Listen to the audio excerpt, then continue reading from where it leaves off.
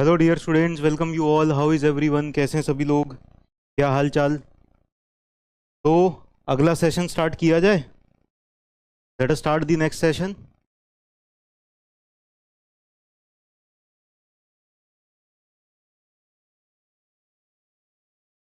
Just a minute.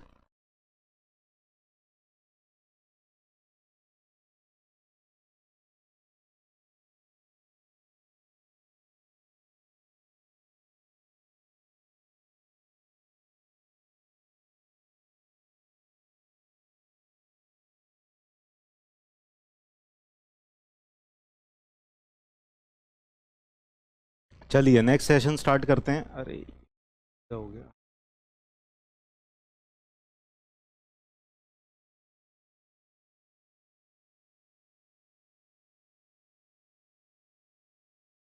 चलो let us start next session. Okay, तो यहाँ पर लेक्चर नंबर 1 नए चैप्टर का शुरू हो रहा है। नया चैप्टर हमारा आ रहा है बेंडिंग स्ट्रेस डिस्ट्रीब्यूशन। ठीक है, लेकिन पिछली क्लास में जो भी कुछ हमने पढ़ा था थ्योरीज ऑफ फेलियर का, तो उसके कुछ क्वेश्चंस देख लेते हैं। ठीक है, so let us see some of the questions of theories of failure.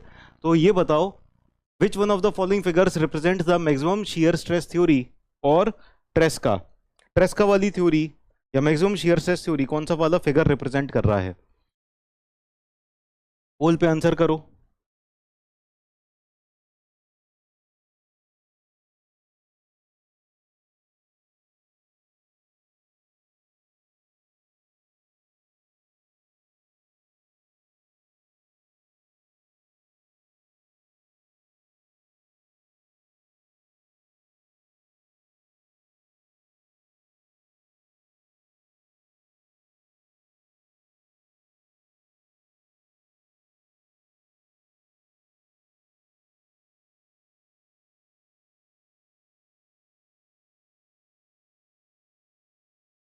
तो जो मैक्सिमम शियर स्ट्रेस थ्योरी है या ट्रेस्का थ्योरी है, तो ट्रेस्का थ्योरी का फेलियर एनवेलप हो जाता है ये वाला। Correct answer is option B.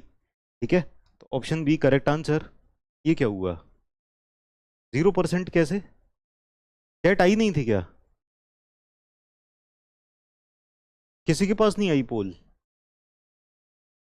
O, just a minute. तो पहले बताना चाहिए था ना पोल नहीं आई। अच्छा, आपने सोचा होगा कि पोल नहीं आती है तो पोल नहीं आई होगी। Just a minute.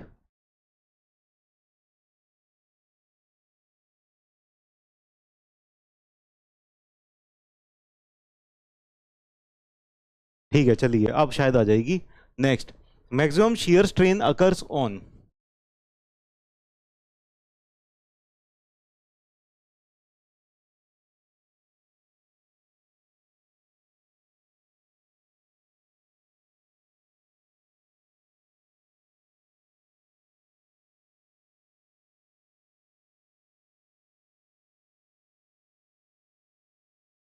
अब आ गया? चलो बहुत ही बढ़िया।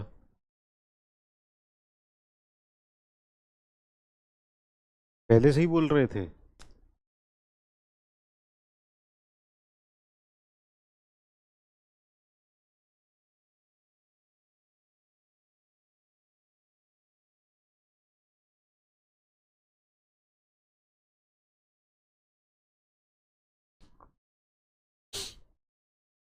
तो मैक्सिमम शियर स्ट्रेन कहां पर आती है? 45 डिग्री पर आती है। प्रिंसिपल प्लेन से 45 डिग्री पर हमारी मैक्सिमम शियर स्ट्रेन आती है। तो इसका करेक्ट आंसर हो जाएगा ऑप्शन बी। ठीक है, 87.5% बच्चों ने सही आंसर किया है। मनीष, दीपक, विशाल, गौरव, रश्मि। इसमें सोनू का नाम नहीं आ रहा। सोनू कुमार, चलो देखते हैं सोनू कुमार कभी तो आएगा। काफी होशियार बच्चा है ना? ये वाले क्वेश्चन में सोनू कुमार जरूर आ जाएगा। चलो आप लोग आंसर करो, स्टार्ट पोल।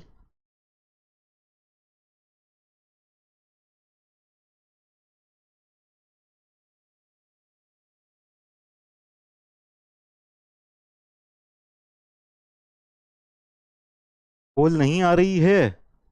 काफी सारे बच्चों को तो आ रही है, काफी सारों को नहीं आ रही है। सिविल में किसी के पास आ रही है?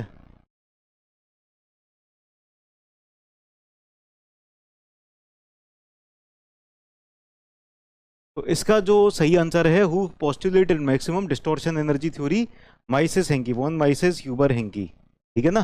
तो correct answer is option D. 46% बच्चों का सही आंसर है। सौरभ आनंद, मनीष, रितिका, मनु और चंदन दत्ता, वेरी गुड, बहुत बढ़िया। ठीक है, नेक्स्ट।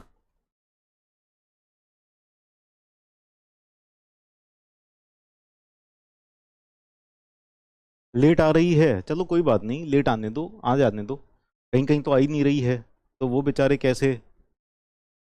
अब एक बात ध्यान दो, ये वाला जो क्वेश्चन है ना, दिस क्वेश्चन, ये इंजीनियरिंग सर्विसेज का कन्वेंशनल क्वेश्चन है, ठीक है, और ये पूछ दिया एसएससी वगैरह में कि कोई स्टेट एग्जाम में ये ऑब्जेक्टिव में पूछ दिया, और ये इंजीनियरिंग सर्विसेज का ना 20 नंबर का कन्वेंशनल क्वेश्चन है, तो कभी ऐसा भी आ जाता है।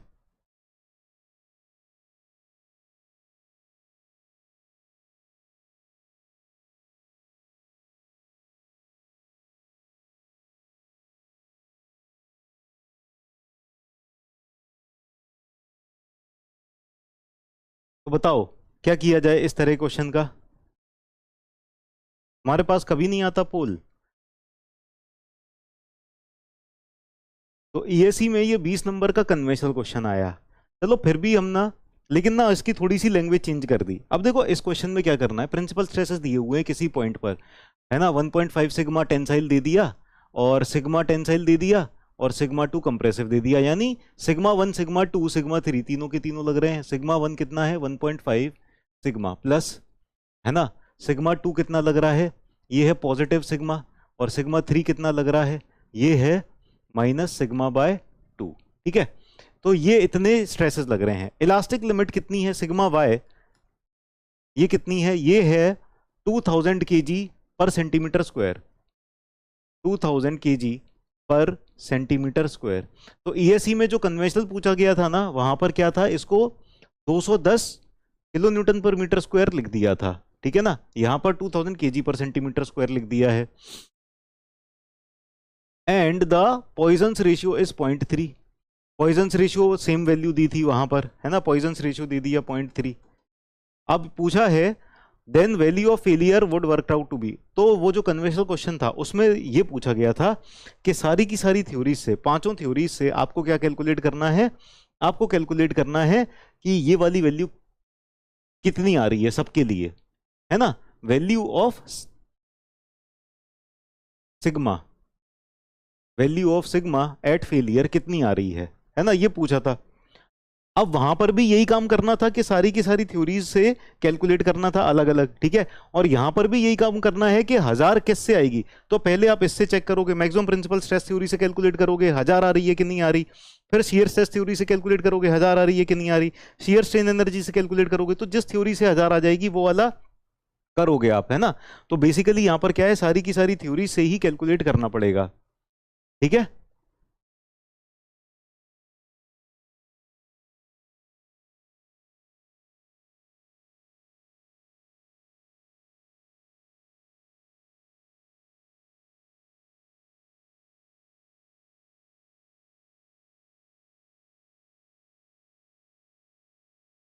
चलो, तो आप लोग ट्राई करो, एक काम करो, आप लोग इसको ट्राई करो, ट्राई करोगे क्या, सारी की सारी थ्योरीज से कैलकुलेट करके देख लो सिग्मा की वैल्यू कितनी आ रही है ना, और जिस भी थ्योरी से मैच कर जाए कि 1000 आ रही है, जिस भी थ्योरी से मैच कर जाए कि 1000 आ रही है, वो वाला आंसर हो जाएगा। तो पहले आप लोग ना, इससे क्या है, आपकी प्रैक्टिस हो जाएगी, सारी की सारी थ्योरीज से कैलकुलेट करो जरा कितना आ रहा है, फिर बताओ how much you are getting, ठीक है। हाँ, ऑब्जेक्टिव में अगर आएगा तो लीव करने पड़ेंगे, लेकिन अभी आप प्रैक्टिस के लिए इस क्वेश्चन को सॉल्व कर सकते हो, तो प्रैक्टिस हो जाएगी आपकी, इसलिए आप ये क्वेश्चन सॉल्व कर सकते हो, कर लो।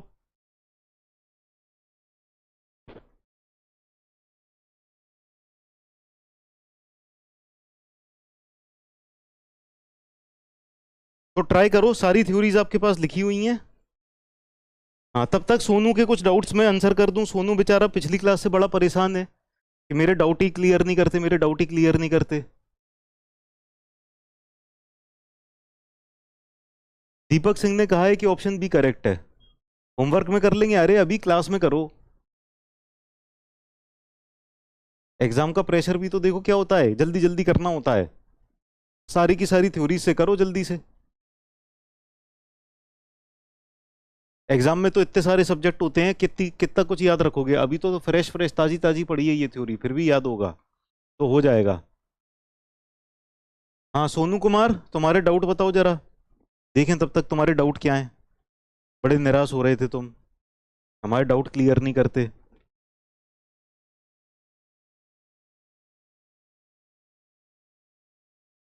भी कह रहे हैं बच्चे, चलो ठीक है देख लेते हैं, सॉल्व कर लेते हैं। सोनू कुमार इतनी देर में डाउट ही नहीं पूछ पाए, तो अब जाने दो फिर।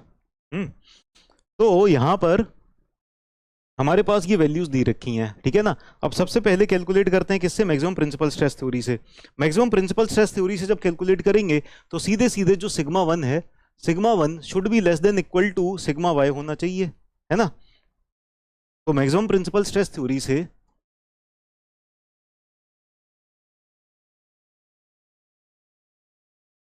मैक्सिमम प्रिंसिपल स्ट्रेस थ्योरी से अगर देखा जाए तो sigma one should be less than equal to sigma y होना चाहिए, ठीक है ना।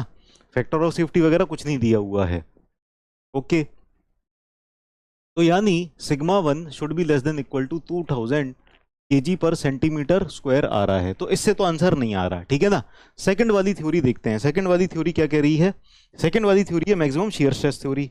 So maximum shear stress theory से चेक कर लेते हैं, मैक्सिमम शियर स्ट्रेस थ्योरी। तो मैक्सिमम शियर स्ट्रेस थ्योरी के लिए आपको टाउ मैक्स कैलकुलेट करना पड़ेगा, ठीक है।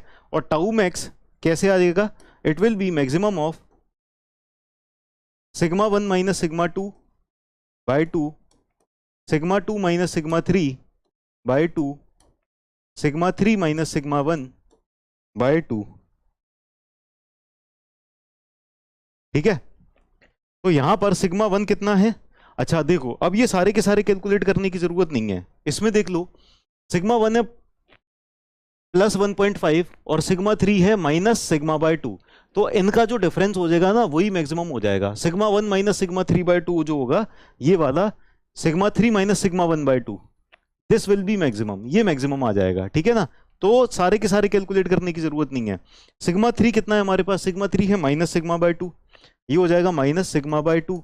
और सिग्मा वन कितना है, सिग्मा वन है 1.5 सिग्मा, तो 1.5 सिग्मा होल अपॉन टू, यानी ये दोनों को ऐड करके ये 2 सिग्मा बाय टू आ गया, है ना मॉड में, तो ये आ जाएगा सिग्मा। तो मैक्सिमम शियर स्ट्रेस जो आ गई है वो सिग्मा के बराबर आ गई है, ठीक है ना।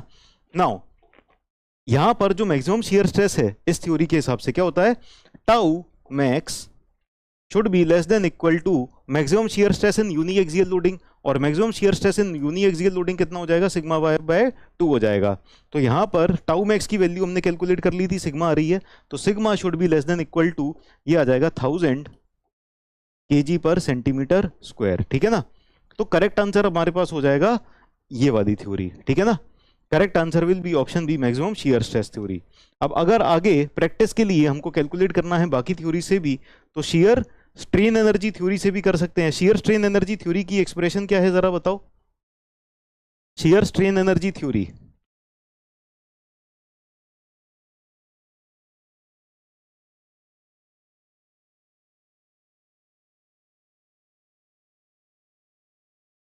शियर स्ट्रेन एनर्जी थ्योरी, इसकी एक्सप्रेशन क्या है, इसकी एक्सप्रेशन है sigma one square plus sigma two square minus sigma one sigma to,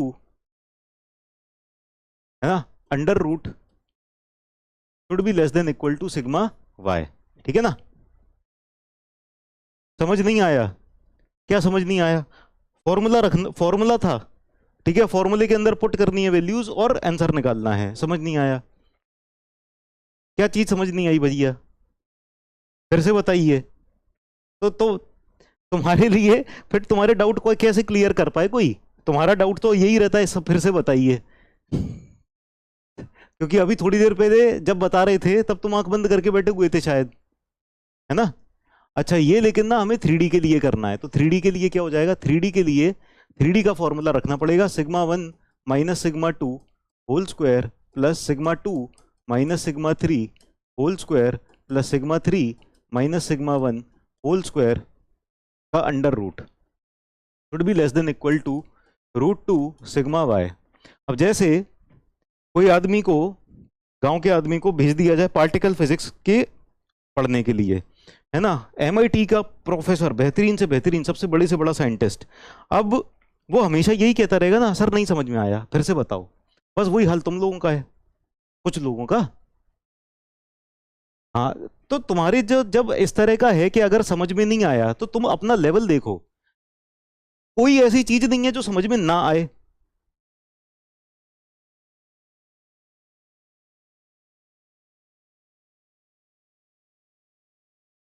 हाँ, तो लास्ट में जो चीज समझ में नहीं आई ना वो पूछो ना, ये थोड़ी होता है कि फिर से बताओ, क्या पूरा फिर से बताऊंगा मैं? तुम्हें जो चीज समझ में नहीं आई वो पूछ लिया करो ना।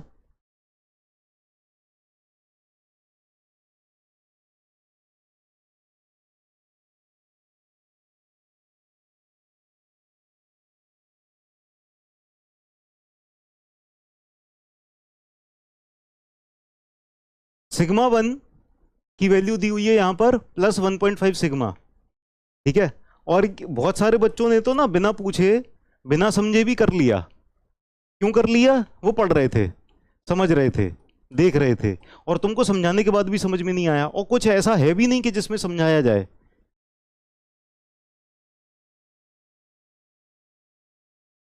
ठीक है, सीधे सीधे सबकी वैल्यूज ही रखनी है और कुछ नहीं है, इक्वेशन रख रखी है।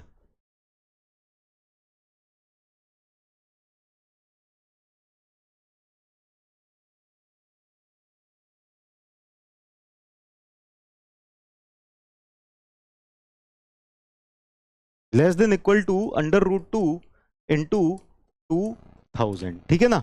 अब यहां पर 1.5 सिग्मा माइनस सिग्मा, ये क्या हो जाएगा? 0.5 सिग्मा का whole square plus sigma plus sigma by 2, ये हो जाएगा 1.5 सिग्मा का होल स्क्वायर, ये हो जाएगा प्लस, ये हो जाएगा 2 सिग्मा का होल स्क्वायर, ठीक है, अंडर रूट।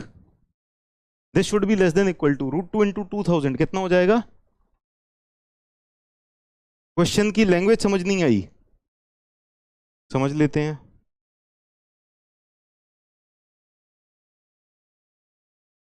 2828.43, ठीक है। अब ये 0.5 square under root of 0.5 square plus 1.5 square plus 2 square, ये कितना आ जाएगा? ये आ जाएगा 2.55। तो 2.55 sigma should be less than equal to 2828.43। यहां से सिग्मा आ जाएगा, sigma is less than equal to 2828.43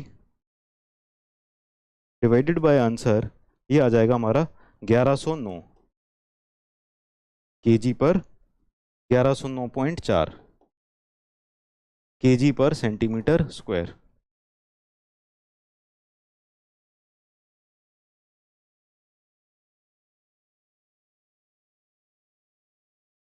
हाँ, यहाँ पे ऐसा है कि डिप्लोमा के गेट के स्टूडेंट नहीं है, डिप्लोमा के स्टूडेंट हैं, तो डिप्लोमा के स्टूडेंट सीधे यही बोलते हैं, सर नहीं आया समझ में, पूरा पढ़ाओ, है।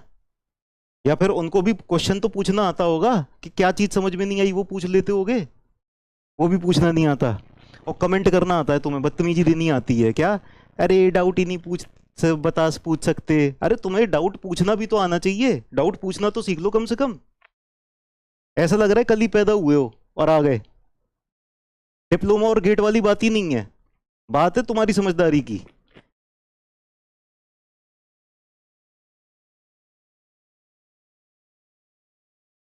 अब एक स्टूडेंट ने पूछा कि सर क्वेश्चन की लैंग्वेज क्लियर नहीं है, तो कम से कम मुझे ये तो पता है कि उसको बताना क्या है।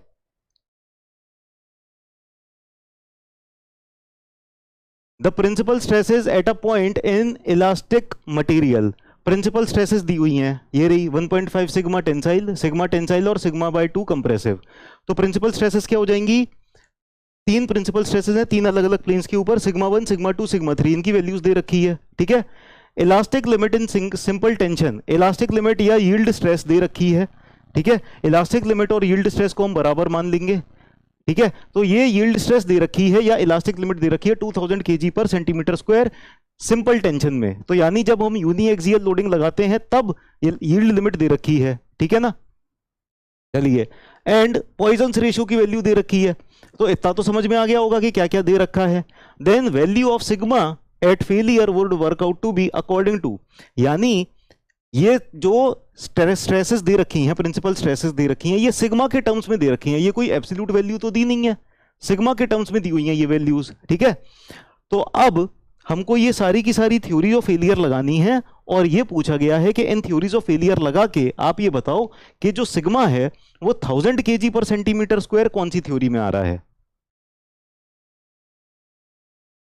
बट अगर नहीं समझ में आएगा तो आपको बताना चाहिए, तो तुम्हें पूछना भी तो चाहिए कि तुमको क्या समझ में नहीं आ रहा। रामदास, तुम पूछ भी नहीं पाते कि तुमको क्या समझ में नहीं आ रहा। पूछना सीख लो, व्हाट आर योर डाउट्स।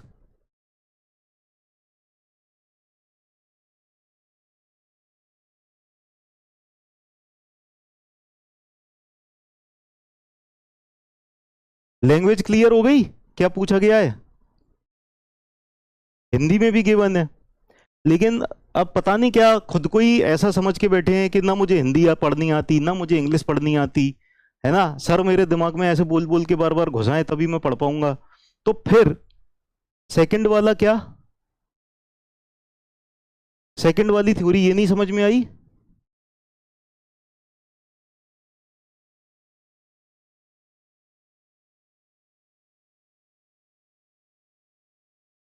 बेटा अगर इतना गया बीता लेवल है ना, तो फिर सीरियसली ना तुम्हें खुद पे काम करने की जरूरत है। तुम्हें कोई टीचर फिर ऐसे नहीं पढ़ा सकता। अगर ऐसा लेवल है कि तुमको क्वेश्चन तक पूछना नहीं आए, इसमें क्या चीज समझ में नहीं आई कि ये टाउ मैक्स कैसे आ गया, टाउ मैक्स सिग्मा कैसे आ गया, ये चीज समझ में नहीं आई। हाँ, मैं कई सारे कमेंट ही नहीं देखता, और सीरियसली ना कमेंट देखना बेकार ही है।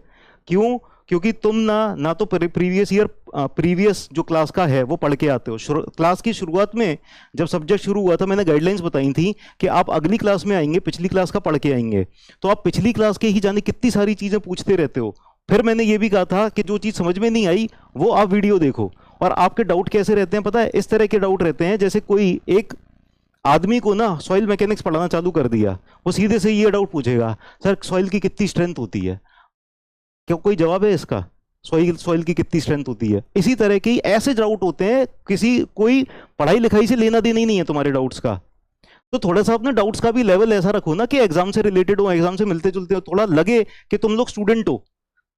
कहीं पर भी से उठ के चले आए और कुछ भी डाउट पूछने लग गए, ऐसा तुम्हारा लेवल है तो कोई मतलब नहीं है फिर पढ़ने का पढ़ाने का। तुम्हारे चक्कर में ना जो बाकी के बच्चे हैं ना, जो सीरियसली पढ़ने भी बैठे हैं, जो जिनको समझ में भी आ रहा है, उनका भी नुकसान होता है। इसीलिए तुम्हारे कमेंट्स देखने का भी मतलब नहीं है।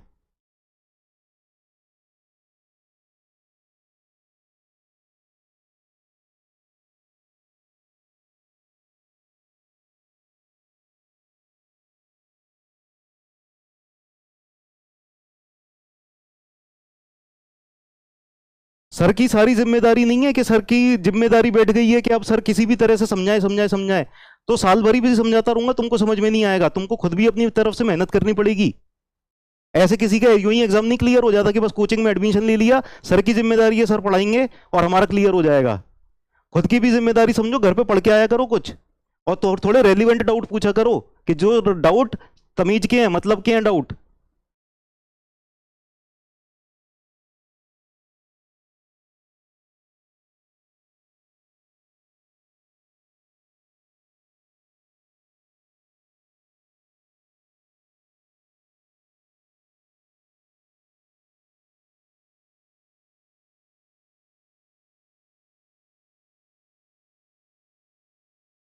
चलो आगे चलते हैं, नेक्स्ट चैप्टर स्टार्ट करते हैं। Let us start next chapter, bending stress distribution.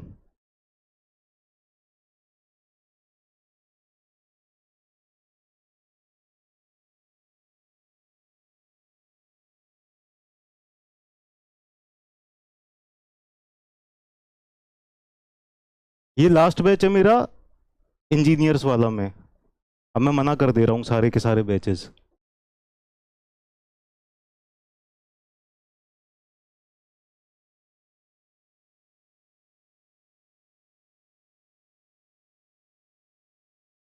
Next chapter लिखो, बेंडिंग स्ट्रेस डिस्ट्रीब्यूशन।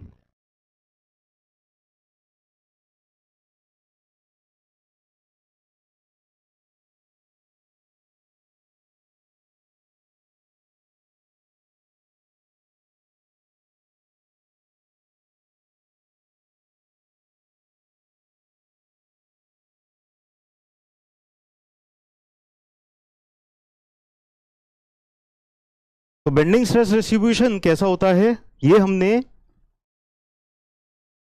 थोड़ा सा हमने चैप्टर 1 में समझा था। बेंडिंग स्ट्रेस डिस्ट्रीब्यूशन कैसा होता है, टाइप्स ऑफ स्ट्रेसेस जब देखे थे ना तब हमने देखा था। तो टाइप्स ऑफ स्ट्रेसेस में हमने देखा था, एक होते हैं नॉर्मल स्ट्रेस और दूसरे होते हैं शियर स्ट्रेस। नॉर्मल और शियर स्ट्रेस। नॉर्मल स्ट्रेस तीन तरह के होते हैं। नॉर्मल स्ट्रेस तीन वजह से आ सकते हैं। एक तो डायरेक्ट नॉर्मल स्ट्रेस हो जाते हैं, डायरेक्ट। दूसरे हो जाते हैं हमारे बियरिंग, और तीसरे हो जाते हैं बेंडिंग। ठीक है। तो जो बेंडिंग स्ट्रेस आते हैं ये किस वजह से आते हैं, ये बेंडिंग मोमेंट की वजह से आते हैं। तो जब हमारी बीम के ऊपर बेंडिंग मोमेंट लग रहा होता है, when bending moment is acting, जब बीम के ऊपर बेंडिंग मोमेंट एक्ट कर रहा होता है, तो टॉप वाले फाइबर्स पर क्या आ रहा है, अगर ये सैगिंग बेंडिंग मोमेंट है तो टॉप वाले फाइबर्स पर आ रहा है कंप्रेशन और बॉटम वाले फाइबर्स पर आ रहा है टेंशन। ठीक है। तो टॉप पर कंप्रेशन और बॉटम में टेंशन आ रहा होगा।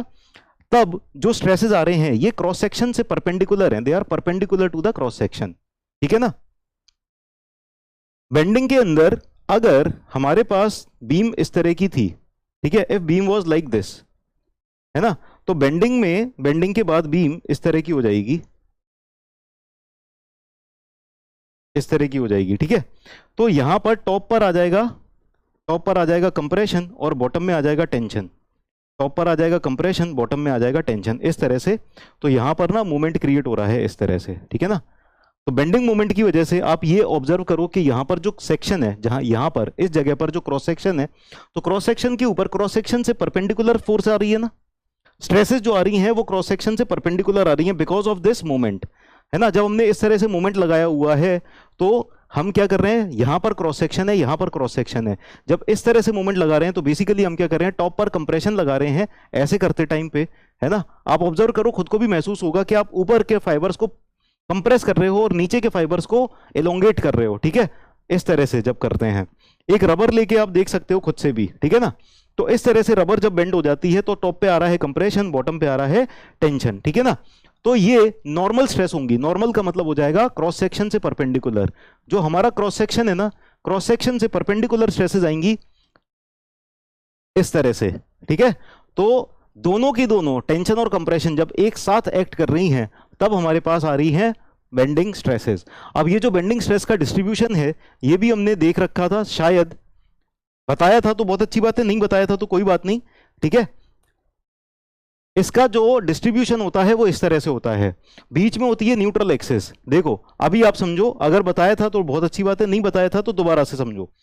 यहां पर है न्यूट्रल एक्सिस, ठीक है, इसके बीचों बीच में यहां पर है न्यूट्रल एक्सिस। ठीक है। अब आप ये देखो कि ऊपर ऊपर क्या आ रहा है, कंप्रेशन आ रहा है। सैगिंग के केस में, सैगिंग बेंडिंग मोमेंट के केस में ऊपर वाले फाइबर्स पे आ रहा है कंप्रेशन और नीचे वाले फाइबर्स पे आ रहा है टेंशन। ठीक है। ऊपर वाले फाइबर्स पे कंप्रेशन है, नीचे वाले फाइबर्स पर टेंशन है। बीच में कहीं ना कहीं कोई तो ऐसी जगह होगी जहां पर ना टेंशन होगा ना कंप्रेशन होगा। जब पूरा का पूरा मटेरियल, पूरा का पूरा मटेरियल एकदम कंटिन्यूएशन में है, पूरा का पूरा मटेरियल कंटिन्यूएशन में है, ऊपर आ रहा है कंप्रेशन, नीचे आ रहा है टेंशन, है ना, तो कोई ना कोई तो फाइबर होगा, कोई ना कोई तो ऐसी लेयर होगी जहां पर ना तो टेंशन होगा ना कंप्रेशन होगा। ऐसी लेयर को हम कहते हैं न्यूट्रल एक्सेस या न्यूट्रल लेयर, है ना, या न्यूट्रल प्लेन। न्यूट्रल एक्सेस वो वाली एक्सेस है या वो वाली लेयर है, न्यूट्रल लेयर, जिसके ऊपर ना तो टेंशन आ रहा है ना कंप्रेशन आ रहा है, इट इज न्यूट्रल। ठीक है। न्यूट्रल एक्सेस के ऊपर सैगिंग बेंडिंग मोमेंट है तो ऊपर कंप्रेशन और नीचे टेंशन। हॉगिंग बेंडिंग मोमेंट है तो उल्टा हो जाएगा, हॉगिंग बेंडिंग मोमेंट है तो बीम इस तरह से डिफ्लेक्ट करती है, इस तरह से होगा, ठीक है ना। तो ऊपर वाले फाइबर्स देखो हॉगिंग बेंडिंग मूवमेंट में क्या खिंच रहे हैं, क्या इनकी लेंथ बढ़ रही है, और नीचे वाले फाइबर्स देखो ये क्या कंप्रेस हो रहे हैं। तो ऊपर वाले फाइबर्स में क्या दिखाई दे रहा है, ऊपर वाले फाइबर्स में आपको टेंशन दिखाई दे रहा है, और नीचे वाले फाइबर्स में आपको कंप्रेशन दिखाई दे रहा है। तो ये हो गया हॉगिंग बेंडिंग मूवमेंट, और ये हो गया सैगिंग बेंडिंग मूवमेंट, ठीक है ना। अब बेंडिंग मोमेंट जब हमने लगाया तो बेंडिंग मोमेंट की वजह से स्ट्रेसेस किस तरह की आई, नॉर्मल स्ट्रेसेस, और इन स्ट्रेसेस को हम कहते हैं बेंडिंग स्ट्रेसेस। बेंडिंग मोमेंट लगाने पे स्ट्रेसेस आई, स्ट्रेसेस कैसी आई, नॉर्मल यानी परपेंडिकुलर टू द सेक्शन, इस सेक्शन से परपेंडिकुलर, ठीक है। या तो टेंशन होगी या कंप्रेशन होगी, परपेंडिकुलर दो ही तरह की फोर्सेस हो सकती हैं सेक्शन पे, perpendicular can be two types of forces, या तो ये कंप्रेशन होंगी या फिर ये टेंशन होंगी, ठीक है।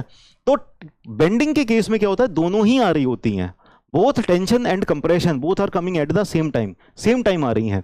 और इन स्ट्रेसेस को जो ये क्रॉस सेक्शन पे लग रही है ना, ये स्ट्रेसेस नॉर्मल स्ट्रेसेस, इनको हम कहते हैं बेंडिंग स्ट्रेसेस, क्योंकि ये बेंडिंग मोमेंट की वजह से आ रही हैं, ठीक है। तो ये होती हैं बेंडिंग स्ट्रेसेस।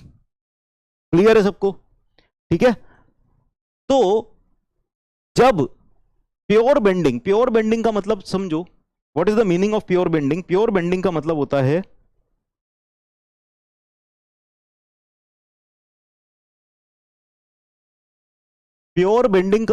है when bending moment is constant, bending moment is constant, और बेंडिंग मोमेंट कांस्टेंट हो जाएगा तो शियर फोर्स कैसा हो जाएगा, बेंडिंग मोमेंट कांस्टेंट है, ठीक है ना। प्योर बेंडिंग के केस में बेंडिंग मोमेंट हमेशा कांस्टेंट होता है, और अगर बेंडिंग मोमेंट कांस्टेंट है तो शियर फोर्स कैसा हो जाएगा, शियर फोर्स जीरो हो जाएगा। Bending moment is constant and shear force is zero, shear force हमेशा जीरो हो जाएगा जब बेंडिंग मोमेंट कांस्टेंट होगा,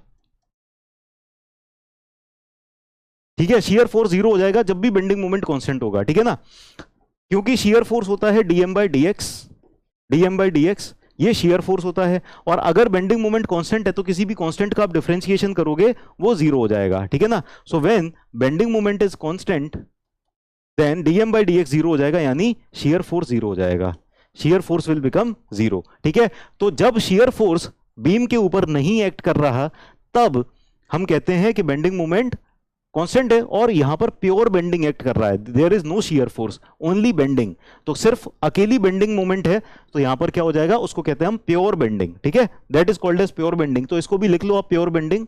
ऑब्जेक्टिव में ये पूछ लिया जाता है बेंडिंग मोमेंट कांस्टेंट है और शियर फोर्स जीरो है, ठीक है, लिख लो जल्दी से, फिर हम आगे चलते हैं। नेक्स्ट, तो यहां पर मैंने आपको बताया कि जो बेंडिंग स्ट्रेस होता है, बेंडिंग स्ट्रेस डिस्ट्रीब्यूशन किस वजह से आ रहा है, ये आ रहा है बेंडिंग मोमेंट की वजह से। और बेंडिंग स्ट्रेस डिस्ट्रीब्यूशन जो है ये नॉर्मल स्ट्रेसेस है, बेंडिंग स्ट्रेसेस जो होती हैं वो नॉर्मल स्ट्रेस होती हैं, क्रॉस सेक्शन के ऊपर परपेंडिकुलर लग रही होती हैं, they are perpendicular to the cross section. Shear stresses कैसी होती हैं, they are parallel to the cross section, cross section से टेंजेंशियल हैं या फिर पैरेलल हैं, ठीक। चलिए, तो बेंडिंग स्ट्रेस ये तो समझ में आ गया, परपेंडिकुलर है। अब यहां पर जो वेरिएशन होता है ना, ये स्ट्रेट लाइन वेरिएशन होता है बेंडिंग स्ट्रेसेस का, बेंडिंग स्ट्रेसेस का जो वेरिएशन होता है वो स्ट्रेट लाइन होता है। इसका डेरिवेशन भी है, बट डेरिवेशन काम का नहीं है, ठीक है, derivation is not useful, so we will not be doing derivation. Flexure formula हर जगह पे आपने देखा होगा, फ्लेक्सर फॉर्मूला डायरेक्ट ही पूछा जाता है, उसको एज अ स्टैंडर्ड रिजल्ट हर जगह यूज करते हैं, ठीक है, बट उसका डेरिवेशन नहीं पूछा जाता and it is not useful, ठीक है।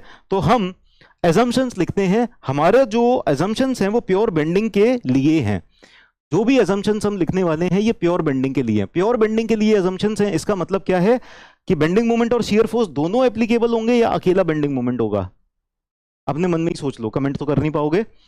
प्योर बेंडिंग का मतलब बेंडिंग मोमेंट और शियर फोर्स दोनों साथ साथ आ रहे हैं या अकेला बेंडिंग मोमेंट आ रहा है। प्योर बेंडिंग का मतलब अभी थोड़ी देर पहले ही लिखा था, प्योर बेंडिंग का मतलब होता है बेंडिंग मोमेंट अकेला है ना, there is no shear force, ठीक है। तो अब हम जरा assumptions लिख लेते हैं, let us write down the assumptions of pure bending. क्या क्या assumptions हैं वो देख लेते हैं, जस्ट अ मिनट। तो सबसे पहला assumption, first assumption you right, material is isotropic, homogeneous and elastic. Material is isotropic homogeneous and elastic, ठीक है ना। मटेरियल आइसोट्रोपिक होमोजीनियस और इलास्टिक हो जाएगा, इसका मतलब है कि मटेरियल हुक्स लॉ को ओबे करता है, material obeys Hooke's law.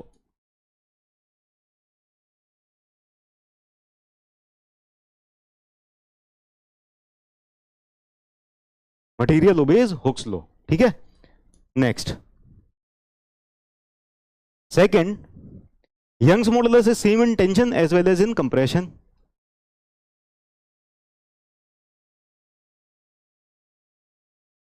Young's modulus is same in tension, ये हमने चैप्टर 1 में भी पढ़ा था। यंग्स मॉडुलस माइल्ड स्टील के लिए जो स्ट्रेस स्ट्रेन कर्व बनाया था कंप्रेशन में, तब हमने ये वाला पॉइंट लिखा था, Young's modulus is same in tension as well as in compression, ठीक है। आधे बच्चों को याद नहीं होगा, मोस्ट ऑफ द स्टूडेंट्स को याद नहीं होगा, रिवीजन ही नहीं किया होगा, ठीक है। तो टेंशन और कंप्रेशन में जो यंग्स मॉडुलस है वो सेम रहता है। तीसरा, थर्ड अजम्पशन लिखो, cross section is symmetrical in plane of bending.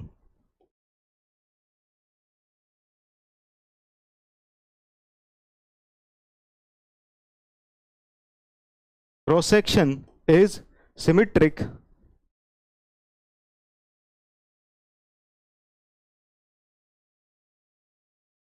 In plane of bending, या प्लेन ऑफ लोडिंग भी कह सकते हैं इसको, प्लेन ऑफ बेंडिंग, ब्रैकेट में लिख लो प्लेन ऑफ लोडिंग। अब ये प्लेन ऑफ बेंडिंग या प्लेन ऑफ लोडिंग क्या होता है ये समझेंगे, पहले लिख लो।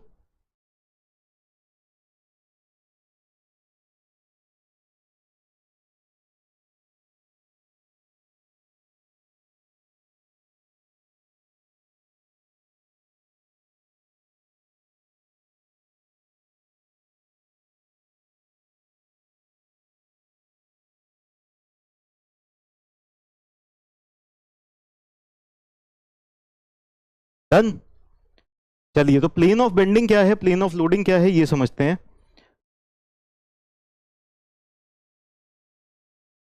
तो हमारे पास लेटर से बीम है, 3D व्यू बना रहे हैं बीम का,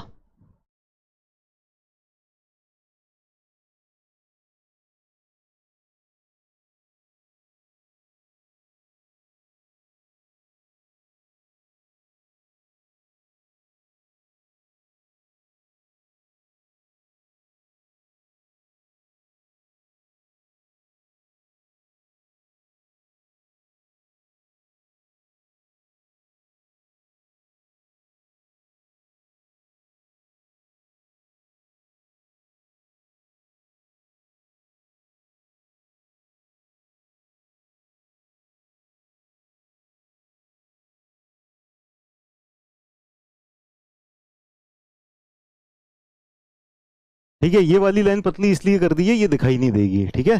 तो वैसे तो डॉटेड से बनाते हैं, लेकिन अब इसको हमने इस तरह से कर दिया, ठीक। तो ये हमारे पास बीम है, और this beam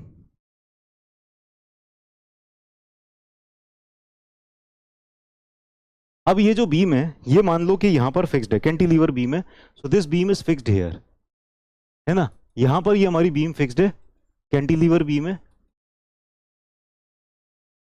it is fixed here. अब देखो यहां पर ना प्लेन ऑफ लोडिंग क्या होगा या प्लेन ऑफ बेंडिंग क्या होगा, अगर आप लोग ध्यान से सुनते जाना, ठीक है, तभी समझ में आएगा। This is X axis let us say, this is Y axis let us say, ठीक है, और ये जेड एक्सिस है, ठीक है ना। तो एक्स एक्सिस में ये वाली डायमेंशन दिखाई दे रही है, एक्स एक्सिस के अलोंग क्या विड्थ दिखाई दे रही है आपको, विड्थ, इसकी जो विड्थ है वो एक्स एक्सिस के अलोंग है, इसकी जो डेप्थ है, इसकी जो हाइट है वो वाई एक्सिस के अलोंग है, और इस बीम की जो लेंथ जा रही है, लेंथ जो इस तरह से आ रही है लेंथ, ठीक है, क्या लेंथ जेड एक्सिस के अलोंग है, length is along the Z axis, yes और नो, ठीक है। ये समझ में आ रहा है, आ ही रहा होगा, नहीं आ रहा तो कोई बात नहीं, ठीक है। तो विड्थ है इसकी एक्स एक्सिस के अलोंग, विड्थ एक्स एक्सिस के अलोंग है, हाइट इसकी है वाई एक्सिस के अलोंग, और ये जो लेंथ आ रही है, लेंथ चली आ रही है बीम की यहां से यहां तक इस तरह से, ये जेड एक्सिस के अलोंग आ रही है, ठीक है। अब इसका जो प्लेन ऑफ बेंडिंग होगा वो कौन सा होगा, सोचो जरा, what will be the plane of bending. Plane में दो एक्सिस इंक्लूडेड रहेंगी, या तो एक्स वाई प्लेन होगा, एक्स वाई प्लेन यानी ये बोर्ड वाला प्लेन एक्स वाई प्लेन, ठीक है, या फिर एक्स जेड प्लेन, यहां से जो बोर्ड से परपेंडिकुलर ऐसा हॉरिजॉन्टल जो प्लेन आता है ये वाला प्लेन हो जाएगा एक्स जेड प्लेन। और वाई जेड प्लेन कौन सा होगा, यहां पर ये वाला जो प्लेन है इस तरह से, ये जो वर्टिकल प्लेन चला जा रहा होगा ना ऐसे में, है ना, तो ये हो जाएगा Y Z plane, Y Z plane, जिस प्लेन के अलोंग, जिस प्लेन में ये ऐसे जा रही है। तो कौन सा वाला प्लेन होगा जिसके अलोंग बेंडिंग हो रही है। अब देखो आपको लोडिंग की डायरेक्शन समझनी पड़ेगी तब आप समझ पाओगे, ठीक है ना। लोडिंग की डायरेक्शन होगी इस पर, अच्छा इसकी ना बीम की जरा सेंटर लाइन भी बना ली जाए। हमारा जो लोड एक्ट करेगा ना बीम के ऊपर, वो इस तरह से एक्ट करेगा कि ये इसके सिमेट्रिकल रहे। ये जो लाइन बनाई है ना ये, है ना, इसके सिमेट्रिकल रहना चाहिए। और यहां पर अकेली लाइन नहीं, मैं थोड़ा सा प्लेन भी बना देता हूं इसको, ताकि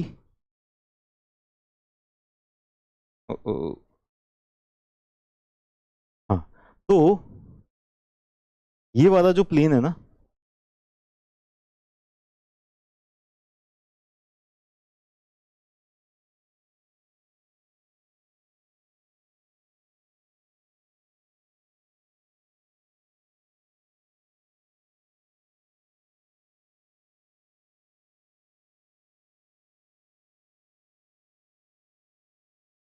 दिस इज द प्लेन, ठीक है। अब ये जो प्लेन है ना सेंटर वाला एकदम बीच में, ये वाले प्लेन के अलोंग ही लोडिंग है और इसी प्लेन के अलोंग बेंडिंग हो रही है। जब ये बीम बेंड होगी ना, जब ये बीम बेंड होगी तो किस किस प्लेन के अलोंग ये डिफ्लेक्ट होगी, किस प्लेन के अलोंग डिफ्लेक्ट होगी, ये यही वाला प्लेन है ना। अगर इस बीम को हमने एकदम मतलब एज अ लाइन शो किया हम बीम को, क्योंकि ये बीम क्या होती है लेंथ के कंपैरिजन में, लेंथ होती है 5 मीटर 10 मीटर, है ना, ये हो गई 400 mm, ये हो गई 200 mm, है ना, तो ये वाली डायमेंशंस बहुत छोटी होती हैं। तो बीम को एज अ लाइन एलिमेंट या वन डायमेंशनल एलिमेंट हम कंसीडर करते हैं, बीम को हम लाइन एलिमेंट या वन डायमेंशनल एलिमेंट कंसीडर करते हैं। और जब इस तरह से एक लाइन एलिमेंट कंसीडर कर रहे होंगे, ये जिस प्लेन में बेंड हो रही होगी, तो अगर आपने देखा होगा पहले भी, ये कैंटिलीवर बीम है सपोज, ठीक है, if this is cantilever beam, ठीक है, इसके ऊपर लोडिंग आई तो ये इसी प्लेन में, वर्टिकल प्लेन में ही इस तरह से बेंड करती है ना, it will bend in this plane like this. कौन सा वाला प्लेन है ये वाला प्लेन कौन सा वाला प्लेन है जिस प्लेन में बेंडिंग हो रही है, ये वाई जेड प्लेन है कि नहीं है, समझ में आया, Y Z plane, Y Z plane समझ में आया, बीम की बेंडिंग वाई जेड प्लेन में हो रही है।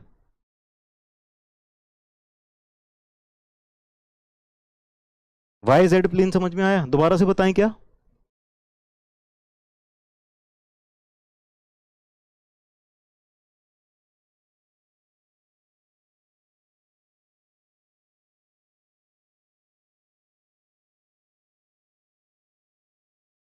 क्लियर है।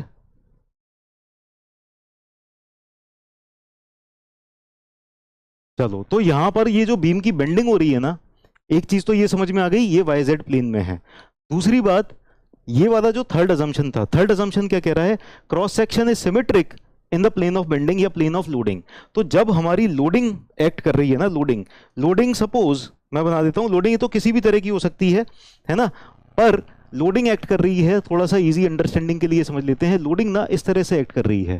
तो ये जो लोडिंग है ना, ये प्लेन ऑफ बेंडिंग के ना, प्लेन ऑफ बेंडिंग के सिमेट्रिकल है ना, प्लेन ऑफ बेंडिंग से ये सिमेट्रिकल है, loading is symmetrical in plane of bending, इस तरह से। अच्छा अनसिमेट्रिकल कैसे हो जाएगा,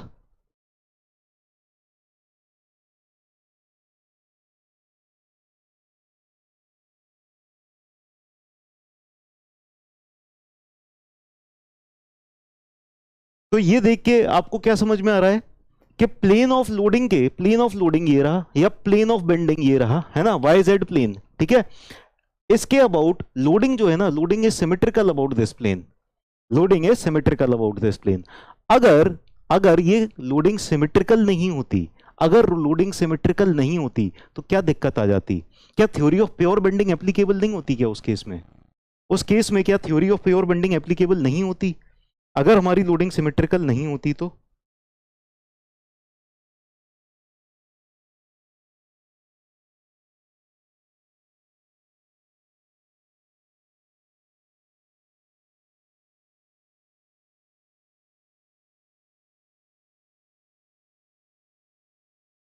अगर जो लोडिंग है ये इस प्लेन के अबाउट सिमेट्रिकल नहीं होती तो क्या दिक्कत आ जाती, क्या गड़बड़ आ जाती? ये लोड ना यहाँ लग रहा है, मान लो यहाँ लग रहा है, ठीक है, ये वाला लोड यहाँ लग रहा है, ये वाला लोड यहाँ लग रहा है, ठीक है, लोडिंग प्लेन के अबाउट ये सिमेट्रिकल नहीं है, ये ऐसे लग रहा है, एक तरफ को लोड झुक रहा है, क्या हो जाएगा?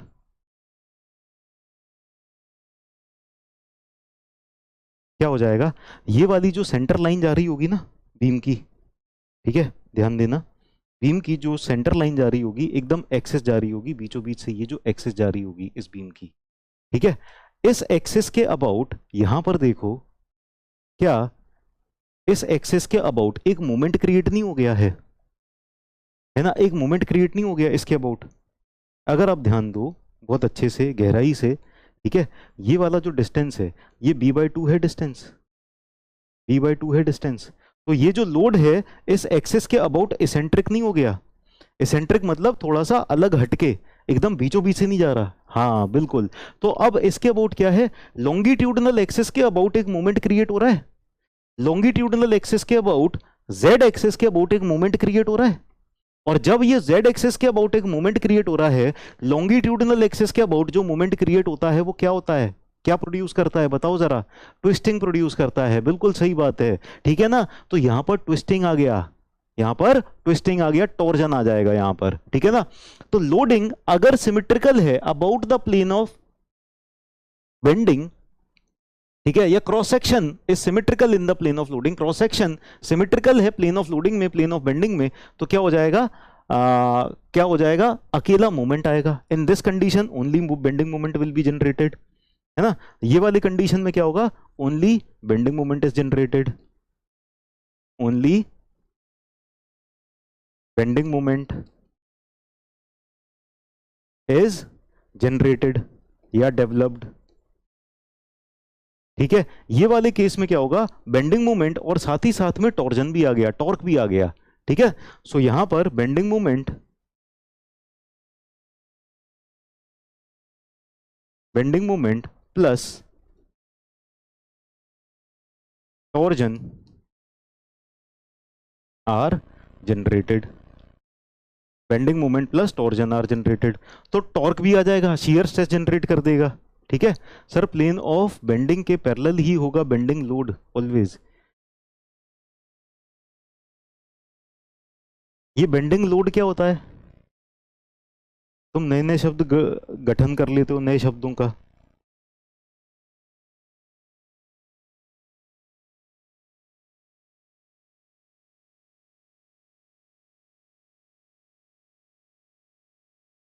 ये अनसिमेट्रिकल लोड क्या होता है?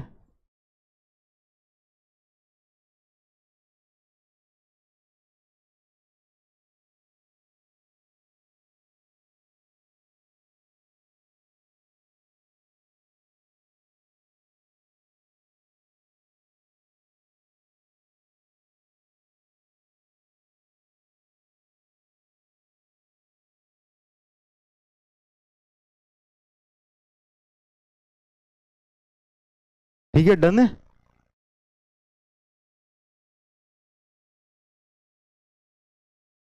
चलो आगे चलते हैं। नेक्स्ट नेक्स्ट नेक्स्ट अजम्पशन कितने हो गए, 3 हो गए ना। चौथा अजम्पशन लिखो, material is equally strong in tension as well as in compression.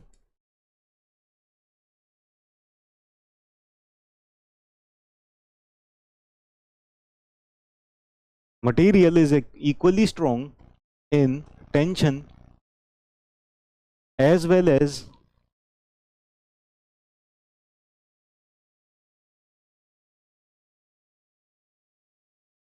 In compression, ठीक है।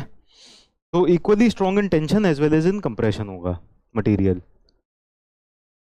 Load for which bending occur, तो क्या लोड और bending plane always summit parallel होंगे? ये रही बीम, ठीक है, यहां पर लोड इस तरह से है, बेंडिंग कैसे हो जाएगा? बेंडिंग इसकी ऐसे हो जाएगी। दोनों बेंडिंग प्लेन और लोड पैरेलल है या नहीं है? है ना, देखो ये रही हमारी बीम और ये रहा लोड, ठीक है, तो बेंडिंग प्लेन और लोड दोनों पैरेलल होंगे नहीं होंगे? जो लोड है वही बेंडिंग करा रहा है, तो वो अपने पैरेलल ही लोड बेंडिंग कराएगा या फिर अलग कहीं बेंडिंग करा देगा? बताओ जरा, है ना, यहां पर जब लोड इस तरह से एक्ट कर रहा है तो ये बेंडिंग किस डायरेक्शन में कराएगा?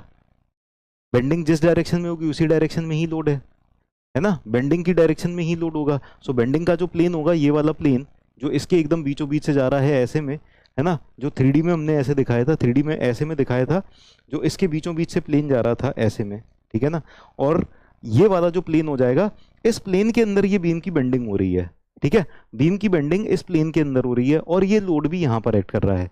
सर क्या लोड कहीं कभी प्लेन और बेंडिंग के परपेंडिकुलर हो सकता है? लोड कभी प्लेन ऑफ बेंडिंग के परपेंडिकुलर नहीं हो सकता। प्लेन ऑफ बेंडिंग ये रहा, ठीक है, और लोड ऐसे लग सकता है क्या? तुम खुद सोचो ना, तुम खुद सोचो, मैं तुमको ये दिखा के क्यों बोल रहा हूं, रटवा नहीं रहा कि जो मैंने हाँ बोला तो हाँ याद कर लिया तुमने, तुमने मैंने ना बोला तो तुमने ना याद कर लिया। तुम यहां पर देखो, तुम्हारे सामने हो रहा है, क्या हो रहा है? यहां पर लोड लग रहा है और बेंडिंग यहीं हो रही है, ठीक है। ऐसा हो सकता है कि यहां पर लोड लगे, यहां पर लोड इस तरह से लगे और बेंडिंग इधर हो जाए। तुम खुद सोचो, सोच के बताओ मुझे, लोड ऐसे लग रहा है और बेंडिंग उधर हो रही है, हो सकता है क्या अयान?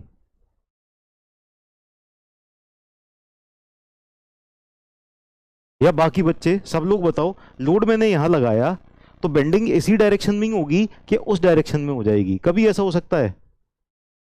आप लोग बताओ।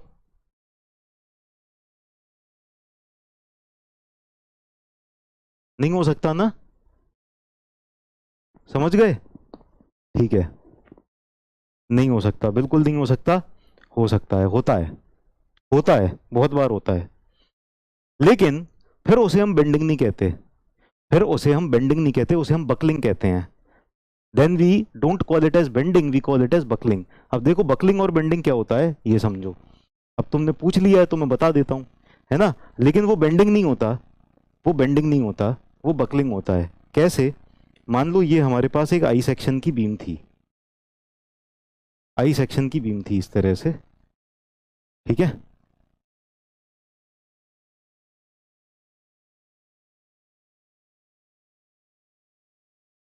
यहां पर सिंपल सपोर्ट है और यहां पर भी सिंपल सपोर्ट है, ठीक है, यहां पर लोड आया, यहां पर लोड आया, ठीक है, हैवी लोड आया,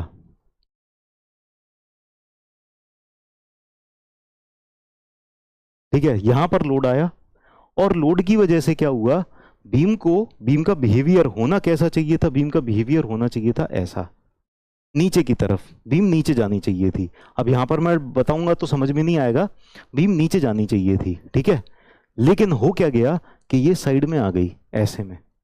कई बार ऐसा देखा होगा, जैसे जैसे इस स्केल के ऊपर, है ना, मैं अगर यहां पर लोड लगा दूं तो ये ऐसे चली जा रही है, देखो साइड की तरफ भी चली जा रही है, ये ऐसे ऐसे, लोड यहां पर है, बेंडिंग होनी चाहिए ऐसे, बेंडिंग होनी चाहिए ऐसे, लेकिन वो साइड की तरफ चली जाती है ऐसे, कई बार ऐसे, है ना, लोड लगाने पे साइड की तरफ चली जाती है, तो वो बेंडिंग नहीं है, वो क्या है, वो बकलिंग है, वो बकल कर गई, बकल कर गई। तो साइड में जब चली गई ना, साइड में जब ऐसे में आ गई, इस तरफ आ गई, नीचे जाना, जाने के बजाय नीचे, नीचे जाए तो बेंडिंग है और इधर आ जाए तो बकलिंग है, तो लोड के परपेंडिकुलर डायरेक्शन में आ गई, सो दैट इज बकलिंग, वो अलग फिनोमेना है। हाँ, बकलिंग जनरली कॉलम में होता है और बकलिंग होता है कंप्रेशन की वजह से। यहां पर भी बकलिंग जो हो रहा होगा वो कंप्रेशन की वजह से हो रहा होगा। कंप्रेशन की वजह से क्यों हो रहा है? क्योंकि bending will produce compression also ना, बेंडिंग क्या टेंशन और कंप्रेशन दोनों प्रोड्यूस कर रहा है? बेंडिंग की वजह से यहां पर कंप्रेशन आ रहा है ऊपर वाले फाइबर्स पर, है ना, नीचे वाले फाइबर्स में टेंशन आ रहा है, नीचे वाले फाइबर्स में खिंचाव आ रहा है, लेकिन ऊपर वाले फाइबर्स में क्या आ रहा है? कंप्रेशन आ रहा है। तो जब बेंडिंग अप्लाई की, अब क्या है कि ये ना बीम जो है ये इस डायरेक्शन में बहुत ही ज्यादा कमजोर है, बहुत पतली है ऐसे बीम, तो इधर तो बहुत जरा से उसमें बेंड हो जाएगी ना। तो जब यहां पर थोड़ा सा भी कंप्रेशन आया तो ये साइड में बेंड हो गई। कॉलम में भी देखो, कॉलम में भी कंप्रेशन लगाया तो ये साइड में बकल हो जाता है ना आराम से। जिस डायमेंशन में पतला है उसी की ये लॉन्ग तो बकलिंग होती है, यहां मोटा है, ऐसे में बकलिंग क्यों नहीं होती? ऐसे में बकलिंग क्यों नहीं होती? ऐसे मोमेंट ऑफ इनर्शिया बहुत ज्यादा है, ये इस डायरेक्शन में बकल होने नहीं देगा, ठीक है ना। तो अगर लोड के परपेंडिकुलर जा रहा है, लोड के परपेंडिकुलर जा रहा है, अप्लाइड लोड के परपेंडिकुलर, तो वो बकलिंग होता है, नॉट बेंडिंग, ठीक है। यहां पर भी लोड की डायरेक्शन ये रहेगी, लोड की डायरेक्शन ये रहेगी, लेकिन ये बकल करेगा इससे परपेंडिकुलर, तो बकल कर परपेंडिकुलर जा रहा है ना, then it is called as buckling. समझ में आया?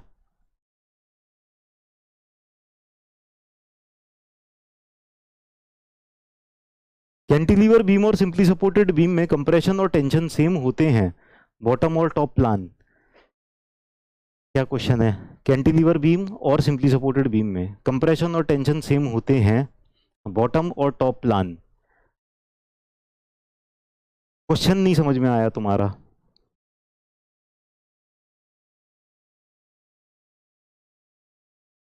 प्लान पूछ रहे हो? प्लान, प्लान सेम रहते हैं क्या? Bottom plan, top plan? कहाँ आ गए तुम? थ्री वो आ गए क्या? इंजीनियरिंग ड्राइंग पढ़ने लग गए क्या अचानक से? इंजीनियरिंग ड्राइंग की आत्मा आ गई? Bottom plan, top plan. Bottom view होता है वैसे, बॉटम प्लान नहीं होता। टॉप व्यू को प्लान बोल सकते हैं।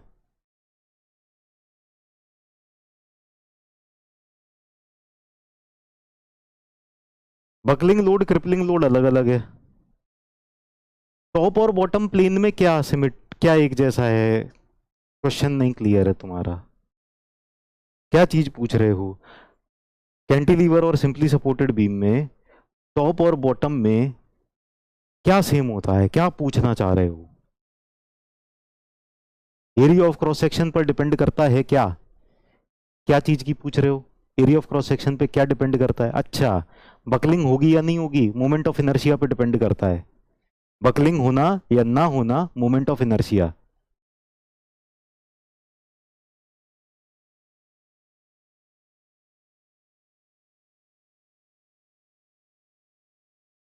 आगे चलें या और डाउट है?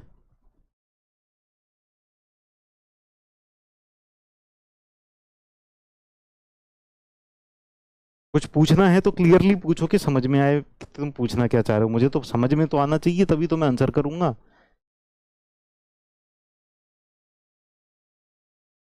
नहीं, अब मैं गुस्सा नहीं रहूंगा। अब तो तुम जितने डाउट पूछो सारे क्लियर करूंगा, फिर भले आधा सिलेबस काटना पड़े, लेकिन तुम्हारे डाउट सारे क्लियर करूंगा। गुस्सा तो मुझे तुम्हारी चिंता की वजह से आता था कि तुम इतने फालतू के डाउट पूछते हो और कवर काफ़ी कुछ करना है। अब मुझे तुम्हारी कोई चिंता नहीं है, तुम डाउट पूछो, टाइम वेस्ट करो, मैं भी टाइम वेस्ट करूंगा। जो ये बकलिंग होती है, देखो सवाल इतना आया है, जो ये बकलिंग होती है, मैं इतना चिल्ला चिल्ला के पढ़ाता हूँ तो तुमको समझ में नहीं आता, और तुम ये इतना पूछते हो जो ये बकलिंग होती है, और मैं समझ जाऊं इतने से और तुम्हारा सही सही जवाब भी दे दूं।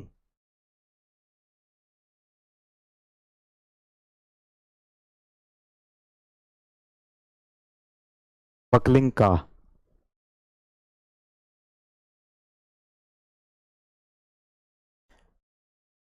आगे चलें? ठीक है, नेक्स्ट। अब आगे चलते हैं। तो मटेरियल अगर इक्वली स्ट्रांग है टेंशन और कंप्रेशन में, मटेरियल अगर इक्वली स्ट्रांग है टेंशन और कंप्रेशन में, ये मान के चलेंगे, ठीक है ना। वैसे कंप्रेशन में थोड़ा सा ज्यादा स्ट्रांग होगा, लेकिन हम मान के चलेंगे। तो इससे क्या होगा कि जो मैक्सिमम स्ट्रेस आएगी, कि हम ये कहते हैं ना परमिसिबल स्ट्रेस इतनी है, तो कंप्रेशन में और टेंशन में दोनों में परमिसिबल स्ट्रेसेस बराबर बराबर लेके चलेंगे, है ना। Sorry sorry, just a minute.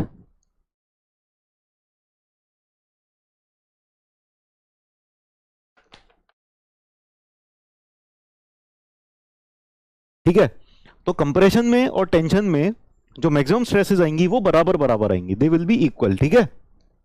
तो परमिसिबल स्ट्रेसेस बराबर बराबर होंगी, है ना, टेंशन में और कंप्रेशन में, दे विल बी इक्वल। ठीक, अगला ये वाला एजम्पशन ना बहुत जगह यूज होता है। नेक्स्ट एजम्पशन, फिफ्थ वाला एजम्पशन जो है, आरसीसी में, सोम में बहुत जगह यूज होता है। ठीक है, और ये एक तरह से यूनिवर्सल सा एजम्पशन है। Plane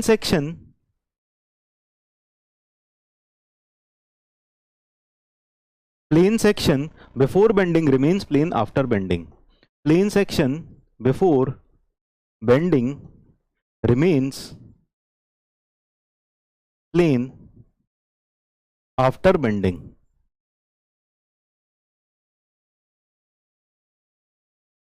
plane section before bending remains plane after bending. ठीक है ना, तो जो हमारा प्लेन सेक्शन है, क्रॉस सेक्शन है, जो पहले प्लेन था, ठीक है, बेंडिंग होने के बाद भी वो प्लेन ही है। ठीक है, मैं गुस्सा कहाँ हो गया, अब तो मैं बिल्कुल गुस्सा नहीं होऊंगा। तुम करने की भी कोशिश करोगे ना गुस्सा, तब नहीं होऊंगा मैं गुस्सा ना, चैट ऑफ करूंगा, तुम्हारे जितने डाउट होंगे सब जवाब दूंगा। ठीक है, बीच में से थोड़े बहुत टॉपिक कब गायब हो जाएंगे तुमको पता भी नहीं चलेगा। अब गुस्सा होना बंद।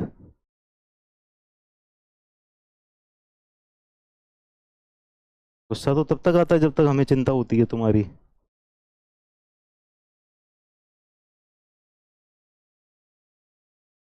ठीक है, तो अब देखो, पहले बेंडिंग से पहले जो सेक्शन प्लेन था, प्लेन एकदम प्लेन, ठीक है ना, बेंडिंग होने के बाद, बेंडिंग हुई तो ये सेक्शन कैसा हो जाएगा, इस तरह से बेंडिंग हो जाएगी। ठीक है, bending will be like this, bending इस तरह से होगी। जब बेंडिंग होगा तो इस तरह से नीचे झुक रहा है, लेकिन आपको एक चीज ये समझ में आनी चाहिए, क्या समझ में आनी चाहिए, कि यहां पर जो न्यूट्रल एक्सिस थी ये पहले स्ट्रेट थी, at first neutral axis was straight like this. ठीक है, इस तरह से थी। अब जो न्यूट्रल एक्सिस भी हो जाएगी ना, वो इस तरह से बेंड हो जाएगी, तो पूरी की पूरी बीम क्या है, बेंड हो गई है। लेकिन जो क्रॉस सेक्शन न्यूट्रल एक्सिस से परपेंडिकुलर और प्लेन थे, सारे के सारे क्रॉस सेक्शन ऐसे परपेंडिकुलर न्यूट्रल एक्सिस से, वो प्लेन सेक्शन थे, प्लेन। अब उसी सेक्शन को हम लें और बेंडिंग कर दी है, बेंडिंग कर दी है, तो बेंडिंग के बाद भी वो एकदम पूरा प्लेन है, सपाट है ना। प्लेन का मतलब क्या है, सपाट है ना। तो ऐसा कोई क्रॉस सेक्शन था, ऐसा प्लेन पहले, जब बीम की बेंडिंग हो जाएगी ना, तब भी ये ऐसे ही रहेगा, ऐसा टेढ़ा मेढ़ा नहीं हो जाएगा बेंडिंग के बाद, है ना। It will be still remaining straight. अगर ये स्ट्रेट है तो ये समझो कि, बहुत ध्यान से सुनते जाना सारी चीज, ठीक है ना, अगर ये अभी भी स्ट्रेट है तो ये वाला जो पॉइंट यहां पर था, ये पॉइंट यहां पहुंचा, सबसे ऊपर वाला पॉइंट इधर पहुंचा, है ना, यहां पर जो पॉइंट था ये इधर पहुंच गया, है ना। तो यानी कि सबसे ऊपर वाला जो फाइबर है उसमें कंप्रेशन आया, ठीक है ना, यहां से इधर पहुंचा और यहां से इधर पहुंचा। सबसे ऊपर वाले फाइबर में क्या आया, कंप्रेशन आया, है ना, उसकी लेंथ कम हुई। लेकिन उससे नीचे वाला फाइबर है वो भी कंप्रेस हुआ, उससे नीचे वाला फाइबर भी कंप्रेस हुआ, उससे नीचे वाला फाइबर भी कंप्रेस हुआ। लेकिन जो यहां पर जो फाइबर है ना न्यूट्रल एक्सिस पर, इसकी कोई लेंथ चेंज नहीं हुई है, पहले बस सीधा था, बाद में बेंड हो गया, है ना। तो ये वाले फाइबर की लेंथ में कोई चेंज नहीं आया, there is no change in length on the fibre of neutral axis, यानी इसके ऊपर के जितने फाइबर थे वो कंप्रेस हुए। अब सबसे ज्यादा कंप्रेशन किसके में आया, देखो सबसे ज्यादा दूरी सबसे ऊपर वाले पार्टिकल ने ट्रेवल करी है, उससे कम दूरी इससे नीचे वाले पार्टिकल ने ट्रेवल करी है, उससे कम दूरी इससे नीचे वाले पार्टिकल ने। तो ये सारे पार्टिकल्स ने कंप्रेस तो हुए हैं, इन्होंने कुछ कुछ दूरी तय की है ना, ये कंप्रेस किया है। लेकिन कंप्रेशन का जो रिलेशनशिप है, क्या रिलेशनशिप फॉलो किया है, एकदम स्ट्रेट लाइन। अगर पहले सेक्शन प्लेन था, बाद में भी प्लेन है, तो यहां पर लीनियर वेरिएशन है ना, पूरा लीनियर डिस्ट्रीब्यूशन है, ठीक है, लीनियर डिस्ट्रीब्यूशन है पूरा, तो स्ट्रेन भी तो लीनियर हो जाएगा। समझ में आई बात।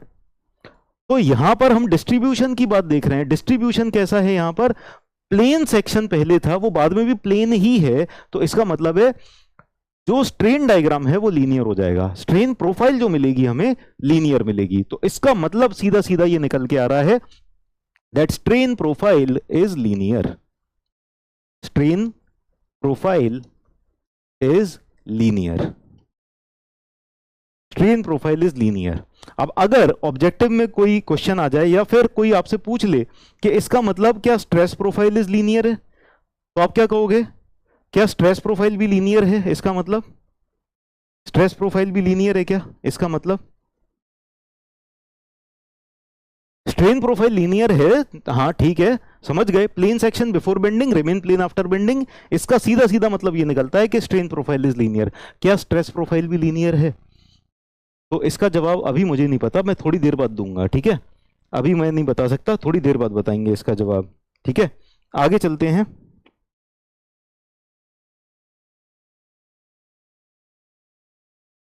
तो इसको जरा ध्यान से समझना, ठीक है। हालांकि ये है कुछ नहीं, अगर ना भी बताएं तो भी आप लोग, मैं रटा भी दूं तो भी कोई दिक्कत नहीं है, लेकिन मैं समझा रहा हूं ताकि आपको अच्छे समझ में आए। जो समझाने वाली चीज़ होती है मैं खुद ही बहुत अच्छे से गहराई में समझाता हूं, ठीक है ना। देखो, पहले डायग्राम कैसा था? पहले डायग्राम ऐसा था कि ये पहले स्ट्रेट लाइन थी, ऐसे प्लेन था, ठीक है। बाद में ये ऐसा हो गया। तो ये जितने भी फाइबर्स थे ये थोड़ा थोड़ा लेंथ चेंज करके नीचे वाले फाइबर्स की लेंथ बढ़ गई है, ये पीछे पहुंचे हैं। ऊपर वाले फाइबर्स की लेंथ कम हो गई है, ये आगे पहुंचे हैं, ठीक है। और ये ऐसा हो गया।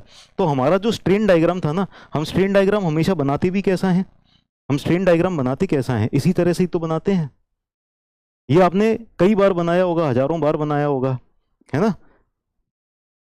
बनाया है, नहीं बनाया है? ये नहीं बनाया होगा तो कोई बात नहीं, अभी आपकी सिविल इंजीनियरिंग की शुरुआत है, आप ये प्रोफाइल हजारों बार बनाओगे अगर आप पढ़ाई करते रहे तो। कुछ और काम धंधे में लग गए तो बात अलग है, ठीक है। तो ये स्ट्रेन प्रोफाइल जो है वो आपको लीनियर मिलेगा, ठीक है। Because of Hooke's law.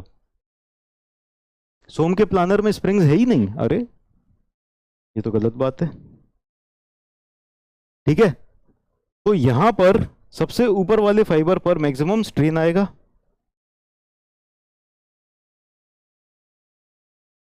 और यहां पर भी मैक्सिमम स्ट्रेन आएगा।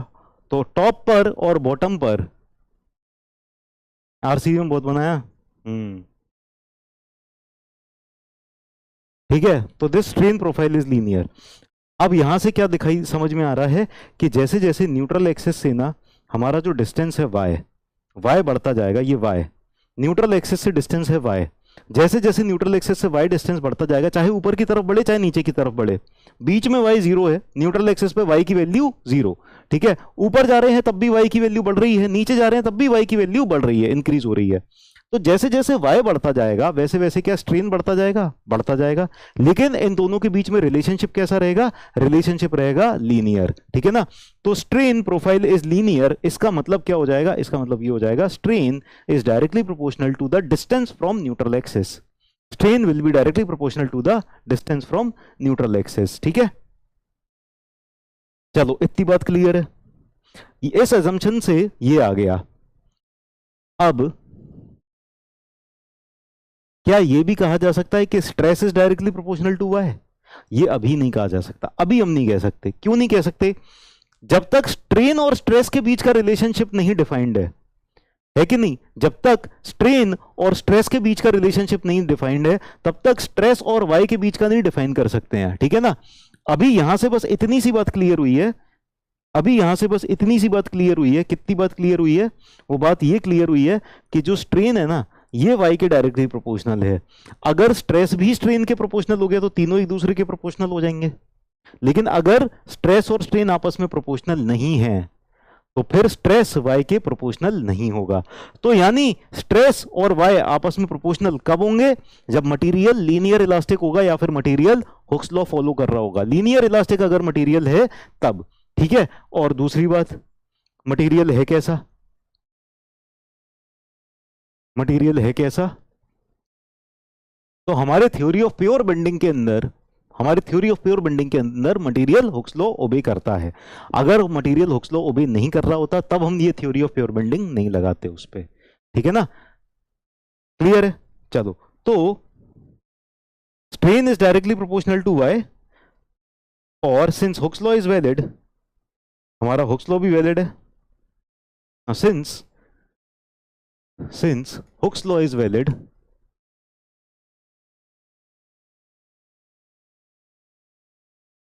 हुक्स लॉ इज वैलिड, तो stress is directly proportional to strain.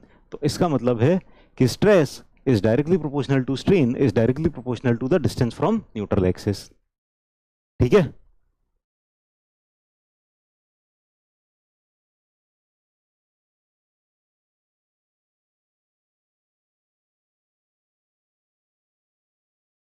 Done.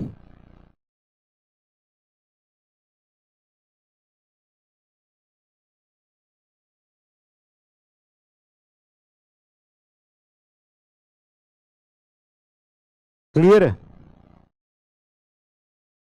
चलो, तो ये तो थे हमारे सारे के सारे अजम्पशंस, ठीक है, अजम्पशंस। अब हम देख लेते हैं फ्लेक्सर फॉर्मूला। ये सबने लिख लिया? राइट इट डाउन, सब लोग लिख लो।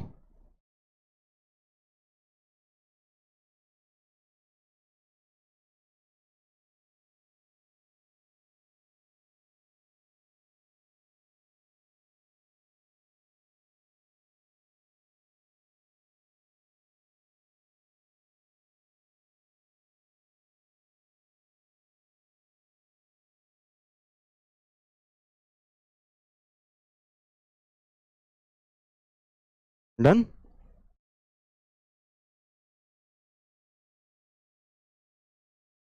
ये भी लिख लो।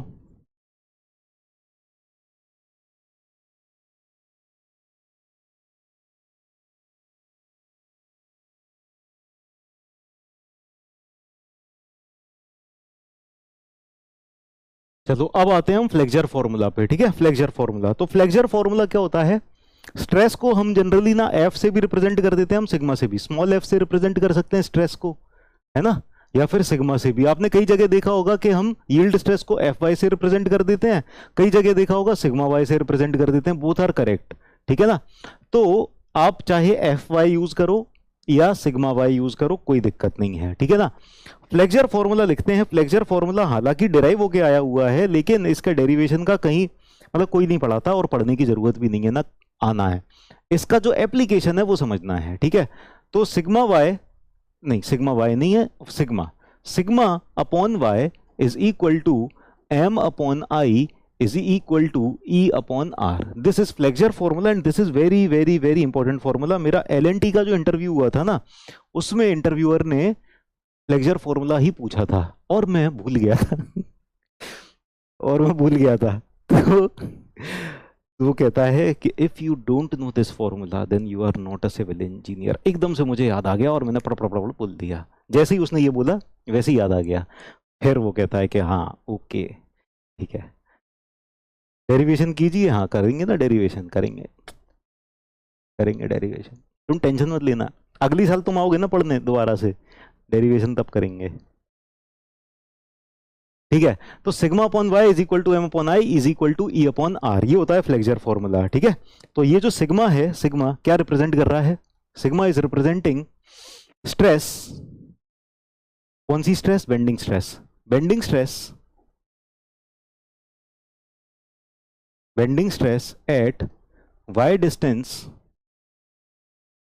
Y distance from neutral axis. So neutral axis से जैसे जैसे वाई डिस्टेंस बढ़ता जाएगा तो बेंडिंग स्ट्रेस बढ़ेगी कि कम होगी? सिलेक्शन हो गया था एलएनटी हैवी इंजीनियरिंग डिपार्टमेंट में, सिलेक्शन हो गया था मेरा। एच ई जी था, एच ई डी था, जो भी था।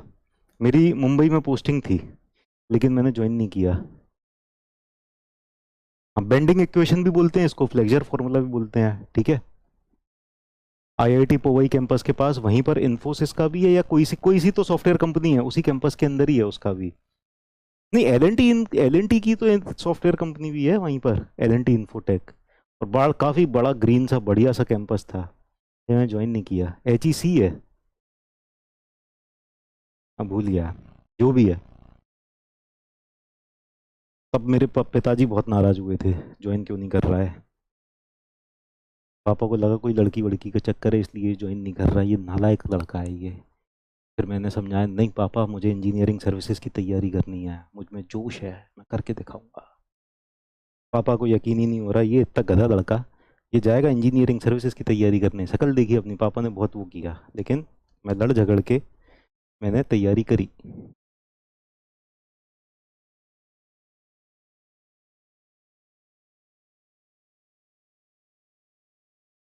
उसमें सैलरी थी 24,000 रुपये महीना, 24,000 पर मंथ स्टार्टिंग की थी, स्टाइपेंड इतना था,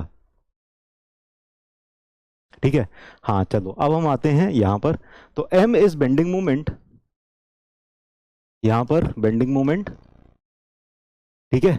आई is moment of inertia,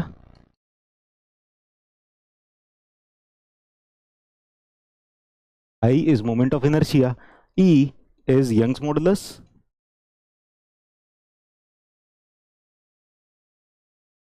Young's modulus, and R is radius, radius, ठीक है। तो sigma M I E R और वाई सब कुछ हमने डिफाइन कर दिया। आपने दिया था तब 6 लाख का था पैकेज, मैंने दिया था तब 4 पॉइंट समथिंग ऐसी कुछ, 4.5 लाख का पैकेज था उस टाइम पे। अभी भी ऑफर लेटर रखा है मेरे पास, 2 कंपनियों का ऑफर लेटर तो है ही, विप्रो का और एलएनटी का। विप्रो का तो स्टडी पैकेज जो देते हैं ना, वो पूरा एज इट इज पैक रखा हुआ है। 25,000 का आपका भी जॉब लग गया है तो बहुत ही अच्छी बात है, कर लो, छोड़ो मत। जॉब एक्सपीरियंस के बाद तैयारी करोगे तो ज़्यादा दम से तैयारी करोगे, क्योंकि जॉब में ना जो इतनी हालत ख़राब करते हैं ना, तो फिर तब लगता है कि हाँ पढ़ाई कितनी आसान है। अभी आप उनको जो भी फ्रेशर्स होते हैं ना, बहुत नखरे आते हैं पढ़ाई लिखाई में। अरे ये सर ऐसा नहीं पढ़ा रहे, ये वैसा नहीं पढ़ा रहे, ये सर इफेक्टिव नहीं है कि मेरे दिमाग में घुसा दें। मैं ऐसे भी बैठा रहूं और ना देखूं ना, तब भी ऐसा होना चाहिए, सर को चमत्कारी होना चाहिए कि मेरे दिमाग में घुसा दें, फिर ऐसे फालतू के नखरे चले जाते हैं। एक बार जॉब कर लेते हो ना, और अपने मैनेजर की डांट सुनते हो, अपने सीनियर की डांट सुनते हो ना, किस किस बुरी तरह से बेइज्जती करते हैं, तब लगता है कि हाँ तैयारी कितनी आसान थी और कितनी सही थी। तब एकदम ऐसे बिल बिला के आते हैं ना तैयारी करने के, कोई डांट डांट के चिल्ला चिल्ला के भी ना, मार मार के भी पढ़ा दे तो पढ़ लेंगे, जिंदगी भर तो कम से कम सुनने नहीं मिलेगा। तब आपको होश आता है, नौकरी करने जाते हो तब। ठीक है, फ्रेशर्स में तो ऐसा जोश रहता है, अरे, और बाकियों को सब बेवकूफ समझते हैं, अरे इन लोगों का नहीं हुआ, मेरा तो हो जाएगा, मैं समझदार हूँ। ये लोग ऐसे ही हैं। चलो खैर आगे चलते हैं, लिख लिया ये।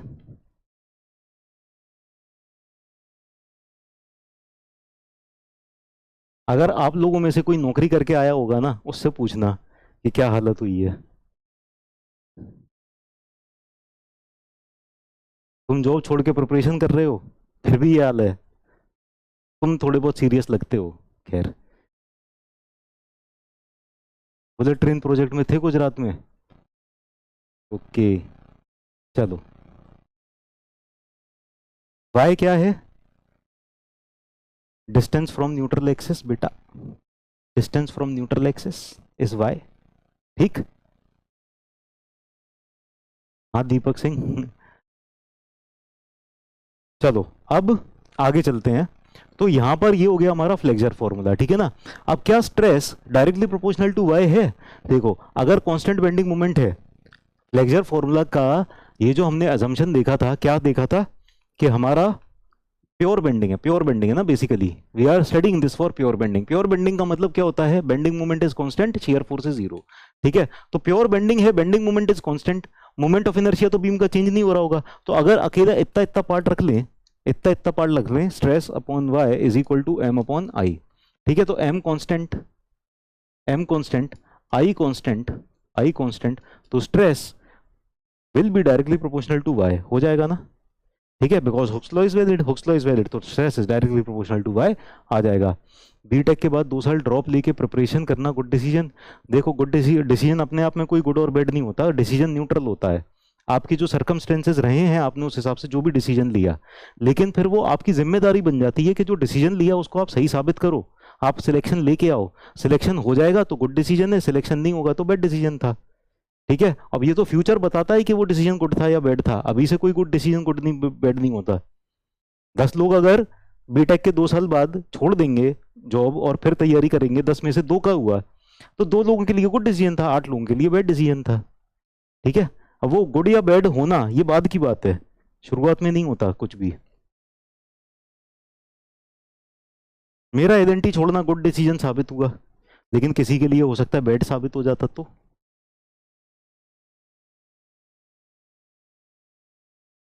ठीक है, चलिए अब हम आगे चलते हैं। यहां पर ना 2 तरह की बेंडिंग होती हैं, 2 तरह की बेंडिंग होती हैं। ठीक है, there are 2 types of bending, bending, types of bending.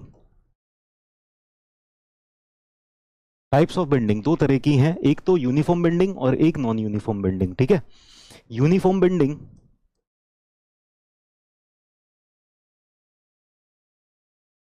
Bending और दूसरा है नॉन यूनिफॉर्म बेंडिंग।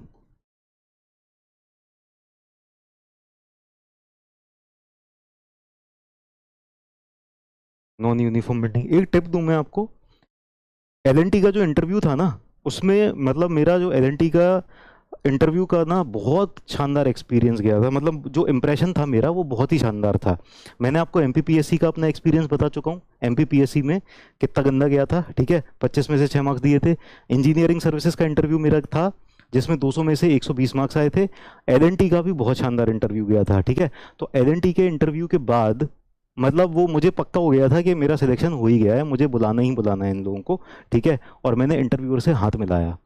इंटरव्यूअर से कभी भी हाथ मत मिलाना, मतलब मुझे उस टाइम पे जब मैंने इंटरव्यूअर से हाथ मिलाया ना अपनी तरफ से हाथ बढ़ा के, यस सर, उसने मतलब ये कहा था we would like to see you at L and T ऐसे करके, तो मुझे उसी टाइम टाइम पक्का पता चल गया था यस मेरा हो गया है, और मैंने हाथ मिलाया। लेकिन जब मैंने हाथ मिलाया ना तो उससे मुझे ये समझ में आया कि उसका जो चेहरा है ना, थोड़ी सी नर्वसनेस आ गई, थोड़ा सा वो डाउन हो गया। क्यों? तो मैंने एनालाइज किया कि उसका ये मतलब है कि अब मैं खुद को उसके बराबर लेवल का समझने लगा हूँ इंटरव्यूअर को। तो जब हम एज अ कैंडिडेट होते हैं और जब हम इंटरव्यू देने जाते हैं, तो हमको ये शो नहीं करना है कि हम आपके बराबर के लेवल के आ गए हैं अब, या ऐसा कुछ ना, कभी भी। सर डोंट टाइम पास बेटा, बहुत इंपॉर्टेंट इन्फॉर्मेशन दे रहा हूँ, खैर चलो कोई बात नहीं, पढ़ते हैं। तो यूनिफॉर्म बेंडिंग और non uniform bending, uniform bending में क्या होता है, यूनिफॉर्म बेंडिंग तब आती है जब हमारा बेंडिंग मोमेंट कांस्टेंट होता है, ठीक है। बेंडिंग मोमेंट इज कांस्टेंट, ठीक है। बेंडिंग मोमेंट जब कांस्टेंट होगा तो यूनिफॉर्म बेंडिंग आएगी, ठीक है। तो यहां पर शियर फोर्स जीरो हो जाएगा, शियर फोर्स इज जीरो, ठीक है। अब ऐसी सिचुएशन कब आती है, जैसे कई सारे केस हो सकते हैं, जैसे कि फॉर एग्जांपल हमारे पास है एक कैंटिलीवर बीम, और कैंटिलीवर के बीम के एंड में एक एक मोमेंट लगा दिया, एक्सटर्नल मोमेंट लगा दिया, ठीक है। तो इसकी वजह से जो बेंडिंग मोमेंट प्रोड्यूस होगा, that bending moment will be constant, ठीक है। Bending moment will be constant throughout the beam, right. या फिर कोई ऐसी सिचुएशन हो सकती है, some situation can be like this also, कि यहां पर एक सिंपली सपोर्टेड बीम है और सिंपली सपोर्टेड बीम दोनों एंड्स पर एम मोमेंट एक्ट कर रहा है, ठीक है। So in that case also bending moment is constant. और जब बेंडिंग मोमेंट कांस्टेंट हो जाता है, ठीक है, जब बेंडिंग मोमेंट कांस्टेंट हो जाता है तब हमारे पास ये एक्सप्रेशन को अगर हम एनालाइज करें तो देखो क्या आ जाएगा, हमारे पास आ जाएगा sigma upon Y is equal to M upon I is equal to E upon R, ठीक है। नाउ बेंडिंग मोमेंट कांस्टेंट है, इसका मतलब है जो स्ट्रेस है that is directly proportional to Y, है ना। जैसे जैसे डिस्टेंस बढ़ेगा न्यूट्रल एक्सिस से वैसे वैसे स्ट्रेस बढ़ता जाएगा। मैक्सिमम स्ट्रेस कहां पर होगा, एक्सट्रीम फाइबर्स पर, ठीक है। कई बार ये भी पूछा जाता है कि जो हमारा स्ट्रेस है वो कहां पर सबसे ज्यादा है ना, सॉरी। तो बेंडिंग स्ट्रेस डिस्ट्रीब्यूशन मैंने आपको यहां पर दिखाया था, जो स्ट्रेन डिस्ट्रीब्यूशन आ रहा है ना, सेम स्ट्रेस डिस्ट्रीब्यूशन भी आ जाएगा, because stress is directly proportional to strain, yes और नो। जो हमारा स्ट्रेन का डिस्ट्रीब्यूशन आ रहा है, जो हमारा स्ट्रेन का डिस्ट्रीब्यूशन आ रहा है, सेम हमारा स्ट्रेस का डिस्ट्रीब्यूशन आ जाएगा। Why? Why because stress is directly proportional to Y. तो जो स्ट्रेन का डिस्ट्रीब्यूशन है, स्ट्रेन डायग्राम बन रहा है, सेम हमारा बन जाएगा स्ट्रेस डायग्राम, ठीक है ना। Strain diagram and stress diagram will be same, this is strain diagram, this is stress diagram, distribution same हो जाएगा, ठीक है ना। ऑब्वियसली इसमें हम यंग्स मॉडुलस मल्टीप्लाई कर देंगे, ई में मल्टीप्लाई कर दिया हमने यंग्स मॉडुलस से, कांस्टेंट मल्टीप्लाई कर दिया, तब ये स्ट्रेस डायग्राम आ रहा है, ठीक है ना। तो maximum stress will be at extreme fibers, maximum stress at extreme fibers,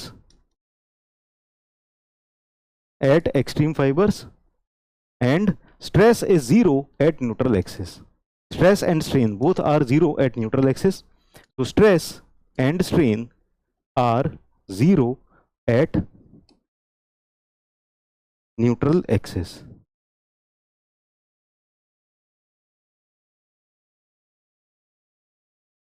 neutral axis, stress and strain are zero at neutral axis. ठीक है,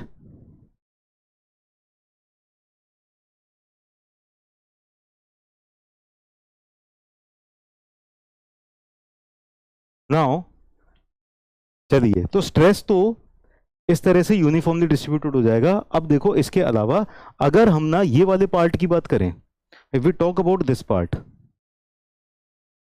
ये वाले पार्ट की बात करें, bending moment throughout the beam constant है, आई इसका cross section change नहीं हो रहा, ठीक है ना। हम यूजुअली कैसी बीम होती है जिसका क्रॉस सेक्शन सेम होता है, प्रिज्मेटिक बीम्स होती हैं, ठीक है। तो since this beam is prismatic, I is also constant. Young's modulus कब चेंज होता है? जब मटेरियल चेंज हो जाता है, स्टील की जगह किसी और मटेरियल की हो या किसी भी और मटेरियल की हो, लेकिन बीम रहेगी तो एक ही मटेरियल की ना, है ना। आधी किसी मटेरियल की, आधी किसी मटेरियल की, आधी किसी मटेरियल की, ऐसा तो होगा नहीं। तो यंग्स मॉडुलस भी through out the beam constant रहेगा। तो बेंडिंग मोमेंट कांस्टेंट है, आई कांस्टेंट है, ई कांस्टेंट है, सब कुछ कांस्टेंट है, तो मतलब क्या रेडियस भी कांस्टेंट हो गया? बताओ जरा, क्या रेडियस भी कांस्टेंट हो जाएगा? ठीक है, यहां पर M constant, I constant, E constant, तो आर भी कांस्टेंट हो जाएगा, है ना।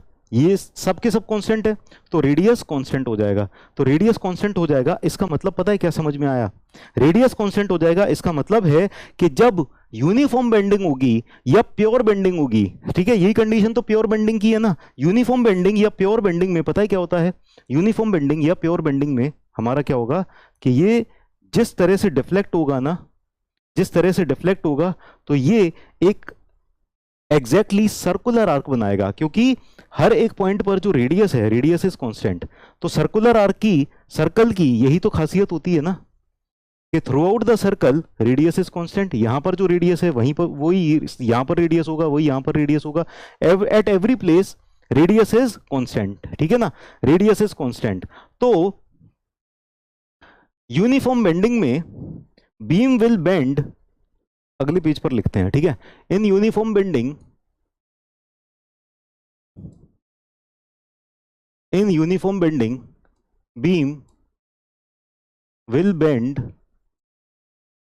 into a circle into a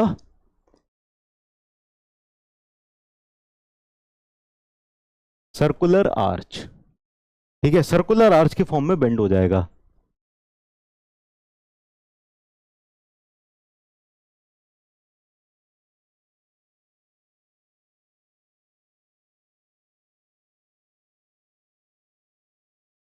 ठीक है, लिख लिया इतना? All of you have written this much? Circular arch बन जाएगा, बिल्कुल सही बात है, ठीक है। तो ये सर्कुलर आर्च कैसे आया? जब यूनिफॉर्म बेंडिंग है, यूनिफॉर्म बेंडिंग है, आई भी कांस्टेंट है, ई भी कांस्टेंट है, तो आर भी कांस्टेंट हो जाएगा, है ना। All three are constant. PSU में काफी, पीडब्ल्यू में काफी अच्छा पैकेज है, पहले भी काफी अच्छा था, अभी भी काफी अच्छा है, जरूरत जितनी है उससे ज्यादा है, बस बहुत है।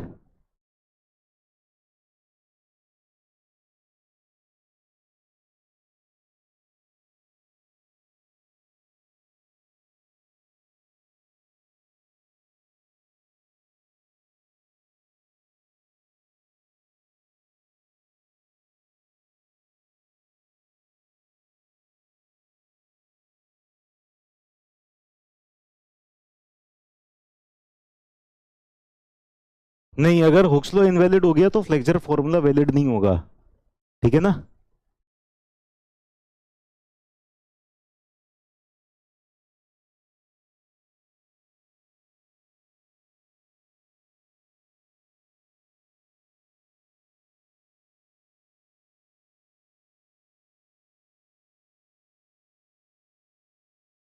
लिख लो, लिख लो, लिख लो, ठीक है। ये तो हो गया यूनिफॉर्म बेंडिंग। अब चलते हैं नॉन यूनिफॉर्म बेंडिंग पे। नॉन यूनिफॉर्म बेंडिंग में बेंडिंग मोमेंट कांस्टेंट नहीं होगा, है ना, bending moment is not constant, ठीक है। नॉन यूनिफॉर्म बेंडिंग हो जाएगी, ठीक है। तो इसका एग्जांपल, जब बेंडिंग मोमेंट कांस्टेंट नहीं है, बेंडिंग मोमेंट कांस्टेंट ना होने का क्या एग्जांपल है? बेंडिंग मोमेंट कांस्टेंट ना होने का एग्जांपल ये है कि मान लो यहाँ पर पॉइंट लोड लगा दिया। जब यहाँ पर पॉइंट लोड लगा दिया,